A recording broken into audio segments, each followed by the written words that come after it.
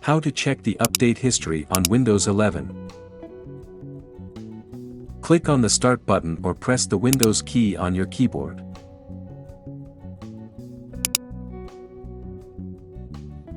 In the Settings window, click on Windows Update from the list of options.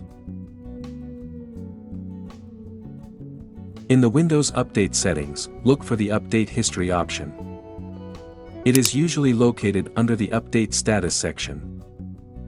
This will open a new window showing you a list of all the updates that have been installed on your Windows 11 system. You will see a list of updates with their installation dates and status: successful, failed, pending. You can review the details of each update by clicking on it. Even you can click on driver updates to see the drivers that have been installed. You can click on individual updates to see more information about them, such as the KB, knowledge base, number, the type of update, security, quality, feature, and any additional notes or actions required.